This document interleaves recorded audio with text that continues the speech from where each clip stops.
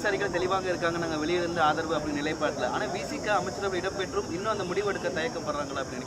அவரே திருமாவளவன் தானே என்ன சொன்னார், அமைச்சரவையில் இடம்பெற்றதாலே நாங்கள் வந்து கூட்டணியில் இருக்கோம் அப்படின்றதுக்கு ஏற்றுக்க முடியாதுன்னு அவரே சொல்றாரு. இந்த அண்ணன்ட்ட கேட்க வேண்டிய கேள்வி, நான் மிகவும் மதிக்கின்ற அண்ணன் திருமா அவர்கள், அவரை பொறுத்த மட்டிலும் நாங்கள் தோளோடு தோல் நின்று மூன்றாவது முறையாக அவர் பாராளுமன்றத்தில் அவரோட செயல்பட்டுகின்ற ஒரு வாய்ப்பு கிடைச்சிருக்கு. அவரை பொறுத்த மட்டிலும் கொண்ட கொள்கை ரொம்ப தெளிவான கொள்கை. பாஜக, குறிப்பாக ஆர்எஸ்எஸ்னுடைய இந்த வகுப்புவாதம் மற்றும் மதவாத அரசியலுக்கு எதிர்ப்பாக எந்த ஒரு சலனமும் சஞ்சலமும் இல்லாமல் போராடக்கூடியவர் அண்ணன் திருமா அவர்கள். அவரை பொறுத்த மட்டும் மிகுந்த மரியாதை வைத்திருக்கிறோம்.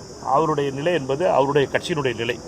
நான் சொல்ல விரும்புவதெல்லாம் தமிழ்நாடு காங்கிரஸ் கட்சியினுடைய நிலையை தான் சொல்ல முடியும் ஒழிய எங்கள் அண்ணனுடைய நிலையை பற்றி நான் எதுவும் சொல்ல முடியாது.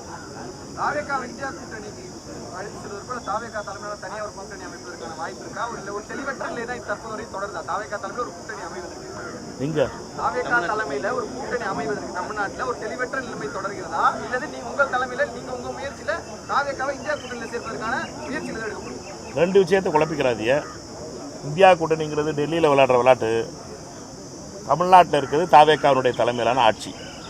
தாவேகாவுடைய தலைமையில் 4 கட்சிகள் சேர்ந்து ஆட்சி அமைச்சிருக்கோம். 2 கட்சிகள் வெளியில் நின்று ஆதரவு தருது. இதில் எந்த குழப்பமும் கிடையாது. சட்டமன்றத்தில் எல்லாரும் எதிர்த்து ஓட்டு போட்டாங்க. அதனால் தேர்தல் வரும்போது தேர்தல் கூட்டணி அமைதா, தொகுதி பங்கீடு நடைபெறுதாங்கிறது தேர்தல் அறிவிச்ச உடனே தான் பார்க்க முடியும்.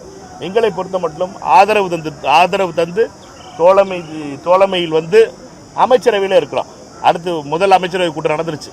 அதில் 4 கட்சிகள் சேர்ந்து ஒரு அமைச்சரவை கூட்டம் நடத்துனது கடந்த 50 ஆண்டுகளில் முதல் தடவையாக நடந்துச்சு. அதனால் இந்த முறை என்பது புதிது. அதனால் நம்மை பொறுத்த மட்டும் இந்த வார்த்தையில் குழப்பிக்கிறவனா ஆதரவு நிலை, தோழமை நிலை, தேர்தல் கூட்டணி, இந்த 3க்கும் பல வித்தியாசங்கள் இருக்கின்றன. ஆனால் ஆதரவு எடுத்துட்டீங்கன்னாவே, லெஃப்ட் டேர்ன் எடுத்துட்டீங்கன்னாவே லெஃப்ட்டுக்குள்ளே வந்துட்டீங்கன்னு அர்த்தம் நீங்கள்.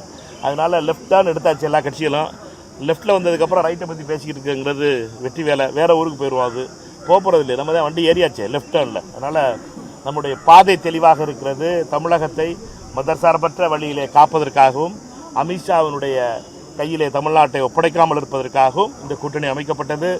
அண்ணன் எல்லாரும் இதில் ஆதரவு தந்து இந்த கூட்டணியை பலமாக மாற்றியிருக்கிறோம். இதில் வந்து நம்ம வேலையில்லாத பட்டதாரிகள் எல்லாரும் புலம்பிக்கிட்டு இருக்கலாம். அவர்களுடைய புலம்பல்ஸும் கதறல்ஸையும் நம்மளால் காட்ட முடியும், கேட்க முடியுது. அவர்கள் சொல்லட்டும், சோஃபான்னு சொல்லட்டும், எதை வேணாலும் பேரம் சொல்லட்டும், எதை வேணாலும் சொல்லிக்கிட்டு இருக்கட்டும்.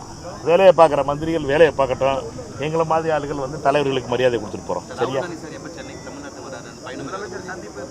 வரணும், வருவார். இந்த மாத இறுதிக்குள் ஒரு நாள் ராகுல் காந்தி அவர்கள் வருவார். தேதியை மிக விரைவில் அறிவிப்போம். காங்கிரஸ் கட்சியினுடைய எதிர்கட்சி தலைவர் ராகுல் காந்தி அவர்கள் மாவட்ட காங்கிரஸ் கமிட்டியினுடைய பயிற்சி முகாமில் 10 நாள் பயிற்சி முகாம் நடக்கிறது. அந்த பயிற்சி முகாமில் அருமை தலைவர் ராகுல் காந்தி அவர்கள் கலந்து கொள்வார். எந்த தேதி என்பதை பாராளுமன்றமோ அதே நேரத்தில் கூடுது. 20ஆம் தேதி பாராளுமன்றம் கூடுது. 31ஆம் தேதி வரைக்கும் இந்த கேம்ப் நடக்க போகுது. அதனால் ஏதாவது ஒரு நாள் ராகுல் காந்தி அவர்கள் வருவார். வரும்போது உங்களுக்கு அவசியம் சொல்லிடுவோம் தேதி.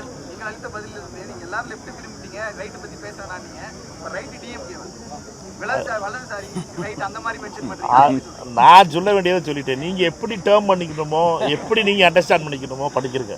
நேரையும் போகலாம்ல, நேரையும் ஒரு ரூட் இருக்குது, அந்த ரூட்லேயும் போகலாம். அது என்னங்கிறத அவர்கள் தான் தேர்ந்தெடுக்கணுமே ஒழிய நான் அதை பற்றி ஒன்றும் சொல்கிறதுக்கு இல்லை. நாங்கள் எந்த டேர்ன் எடுத்தோம்ங்கிறத தான் சொல்ல முடியும். எங்கள் வண்டி எந்த பக்கம் போகுதுன்னு சொல்ல முடியும் இல்லையே. மற்றவர்களுடைய வண்டியை பற்றி சொல்கிறது நியாயமாக இருக்காதுன்னு நினைக்கிறேன். சரியா? ரொம்ப சந்தோஷம் எல்லாரும் சந்திச்சதில்லை.